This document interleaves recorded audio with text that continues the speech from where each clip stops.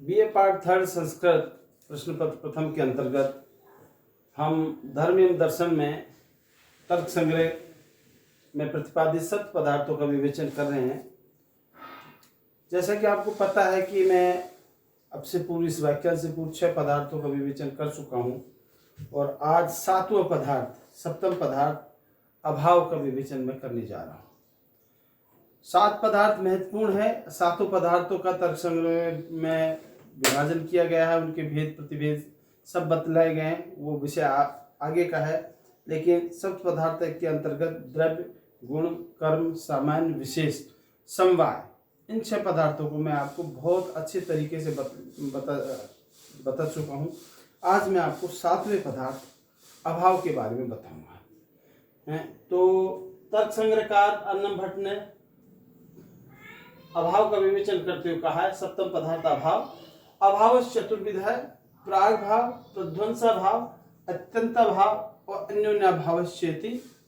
अर्थात अभाव 4 प्रकार के होते हैं: प्राग भाव, प्रध्वंसा भाव, अत्यंता भाव और अन्योन्याभाव च इति। इस प्रकार से ये 4 प्रकार के अभाव होते हैं। अभाव नामक पदार्थ का विभाजन इस तरीके से किया गया है। सबसे पहले अभाव को जानने के लिए आपको ये समझना अति आवश्यक है कि अभाव क्या है, अभाव है क्या। विभाजन तो उसके बाद का विषय है, लेकिन अभाव क्या है। तो अभाव के विषय में तर्क संग्रहकार कहते हैं, भाव भिन्नम इति अभाव। सामान्य सी बात है, किसी वस्तु का न होना अभाव कहलाता है। किसी वस्तु का न होना अभाव कहलाता है। अपने पास कोई वस्तु नहीं है तो हमारे पास उस वस्तु का अभाव दिखाई देता है ना। जैसे आप किसी के मैले कुचले वस्त्रों को देख करके ये अनुमान लगा सकते हैं कि इसके पास वस्त्रों का अभाव है। किसी को बिलबिलाता, भूखा चिल्लाता देख करके आप ये अनुमान लगा सकते हैं इसने खाना नहीं खाया। किसी के रूप को देख करके आप ये अनुमान लगा सकते हैं कि ये गरीब है, कि ये अमीर है। तो गरीब में सुख सुविधा का अभाव है, अमीर में वो सब चीज़ें संपन्न है। तो उन सब चीज़ें प्रत्यक्ष दिखलाई देती हैं। इसमें दार्शनिक की भाषा में अभाव नामक पदार्थ कहा जाता है। और ये अभाव 4 प्रकार के होते हैं। अभाव क्या होता है? भाव भिन्नमिति अभाव है, अर्थात किसी वस्तु का ना होना ही अभाव कहलाता है। अब अभाव किसी वस्तु का न होना। तो दूसरी बात इसमें कही, प्रतियोगी ज्ञानाधिकरणम विषयत्वम। ये प्रतियोगी पदार्थ अर्थात जो आपके विपरीत पदार्थ है अभाव, उसके ज्ञान का विषय है। प्रतियोगी नाम अधीनम विषयत्वम, अर्थात अभाव है जिसका ज्ञान उसके प्रतियोगी अर्थात विरोधी पदार्थ के ज्ञान पर आधारित है। एकदम पता नहीं चल पाता अभाव का, उसका जो विरोधी पदार्थ है उससे उसका पता चलता है। सुख, जैसे सुख और दुख, सुख का पता कैसे चलेगा? दुख से पता चलेगा कि ये दुखी नहीं है इसलिए ये सुखी है। दुख का पता कैसे चलेगा? ये सुखी नहीं है इसलिए ये दुखी है। प्रतियोगी पदार्थ के ज्ञान के आधार पर उसका पता चलता है। तो इसको कहा गया है प्रतियोगी नाम अधीनम विषयत्वम, अर्थात अभाव वह है जिसका ज्ञान उसके प्रतियोगी अर्थात विरोधी पदार्थ के आधार पर पता चलता हो। अब ऐसे अभाव जिनका अपने प्रतियोगी पदार्थ के ज्ञान पर जिनका आधार है, ऐसे अभाव 4 प्रकार के होते हैं। विरोधी पदार्थ के ज्ञान पर आधारित अभाव 4 प्रकार के होते हैं। कौन कौन से होते हैं? सबसे पहला है प्राग भाव, प्रध्वंसा भाव, अत्यंता भाव और अन्योन्याभाव। प्राग भाव कहते हैं पहले का अभाव, वस्तु की उत्पत्ति से पूर्व रहने वाला अभाव को प्राग भाव कहा जाता है। जैसे आपने कपड़ा देखा, कपड़े का जो स्वरूप देखा, आपने देख लिया ये तो नीला है, पीला है, ये इस तरीके से बुना हुआ है। लेकिन इससे पहले कपड़े की स्वरूप की आप कल्पना कीजिए कि वह स्वरूप किस में समाहित था। कपड़ा तो जैसे तंतु और पट का जो अभाव है, पट में जो तंतु का अभाव, तंतु और पट का जो संबंध है, ये देखिए ये कपड़ा है। कपड़े में ये कपड़ा जो वर्तमान स्वरूप में है उससे पहले ये क्या था? पहले ये था एक धागा मात्र था। तो जो कपड़े में जो स्वरूप का अभाव है, तंतु जो धागे से बना हुआ ये कपड़े में जो स्वरूप जिस आकृति का अभाव है वह प्राग भाव है, अर्थात वस्तु की उत्पत्ति से पूर्व का रहने वाला अभाव वह प्राग भाव है। समझ में आ गई? कैसे कि कपड़े से कपड़ा बनने से पहले वो किसका स्वरूप था? उसमें आकृति का स्वरूप का अभाव था। तो कपड़ा तो बाद में, उसमें तंतु जो है उसका धागे का जो अभाव है उसको प्रागभाव कहा गया है कि तंतु और पट का अभाव, वस्तु की उत्पत्ति से पूर्व का अभाव, यह प्रागभाव। दूसरा अभाव है प्रध्वंसाभाव। जैसे अभी जो आप स्वरूप देख रहे हैं, एक आप घड़ा लीजिए, घड़े को लेकर के आप देखिए उसका, तो ये आप उसकी घड़े की आकृति को देख करके ये पता चल जाएगा कि ये घड़ा है, ये मटकी है, ये फला पात्र है ना। कोई भी घड़े से अभिप्राय पर्टिकुलरली घड़े का नहीं, लेकिन दर्शन की भाषा में घड़े का उदाहरण दिया गया है। किसी भी पदार्थ को ले लीजिए आप, किसी भी पदार्थ को ले लीजिए, उसको देख करके आप ये लगाएंगे ये फला चीज़ है, ये घड़ा है, ये बाल्टी है, ये मटकी है, ये फला चीज़ रखिए। किसी भी वस्तु को आप देख करके उसको आकृति को देख करके उसका आप नामकरण कर देंगे ये।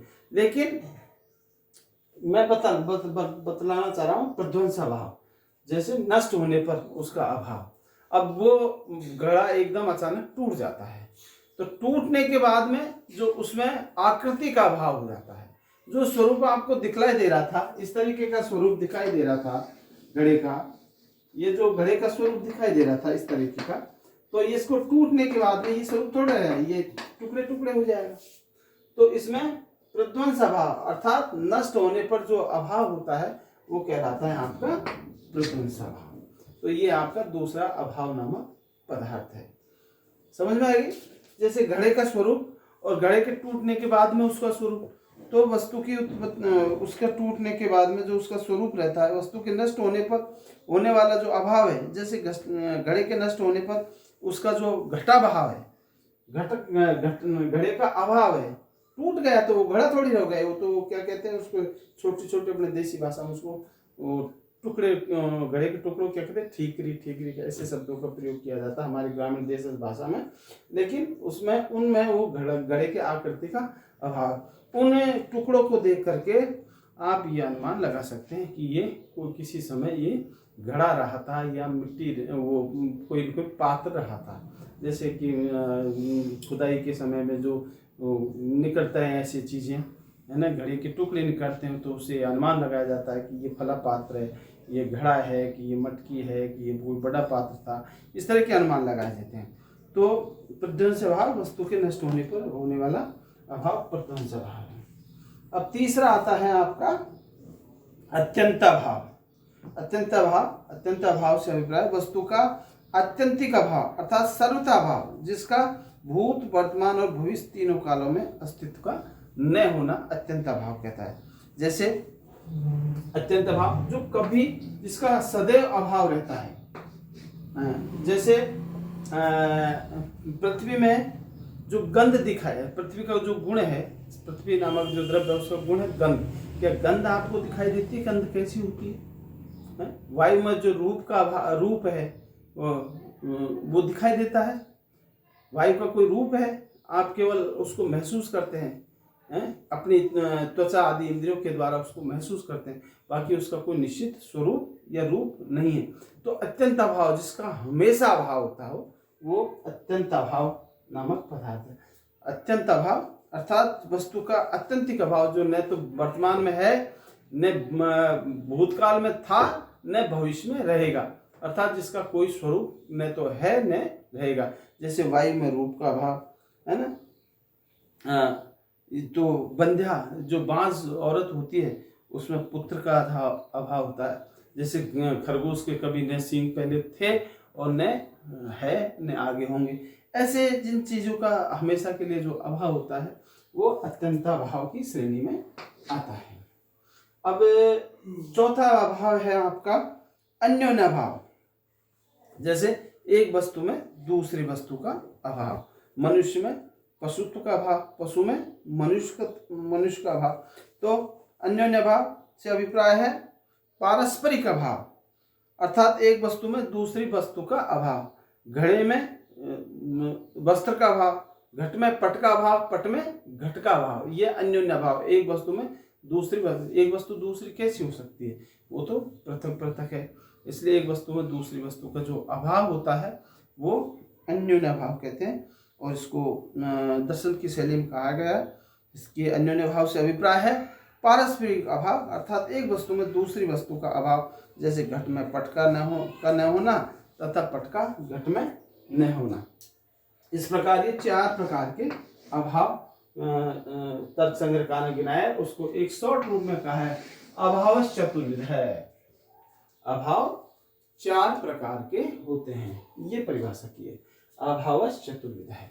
और इसके बाद में इसके भेद बतलाते हुए तर्क संग्रहकार कहते हैं कि ऐसे अभाव 4 प्रकार के होते हैं, प्राग भाव, प्रध्वंस भाव, अत्यंत भाव और अन्योन्य भाव।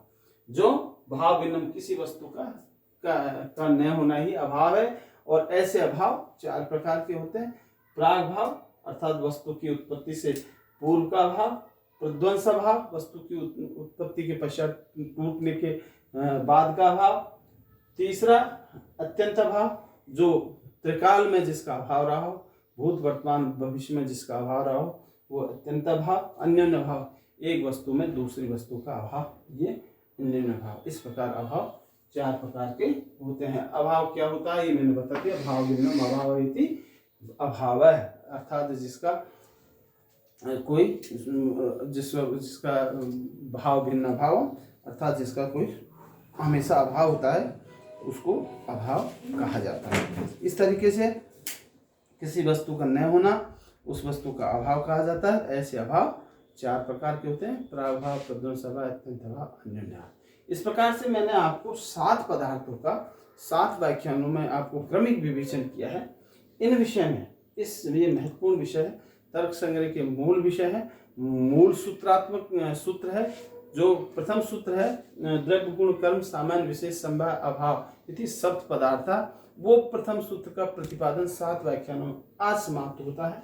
क्योंकि ये 7 पदार्थों का मैंने इसलिए अलग अलग आपको व्याख्यान दिए ताकि आपको समझ में आ जाए, और इन्हीं 7 पदार्थों पर पूरा आप अब आगे जो हम इसका पढ़ेंगे, इसके भेद प्रभेद जो भी है वो मैं आपको बतलाने का प्रयास करूँगा। लेकिन ये 7 पदार्थ आपको स्पष्ट मैंने कर दिए हैं। यदि इनमें कोई आपको समझ में नहीं आई हो तो आप मेरे से निश्चिंत होकर कहीं भी किसी भी माध्यम से पूछ सकते हैं। आपने सुना मुझे, इसके लिए साधुवाद।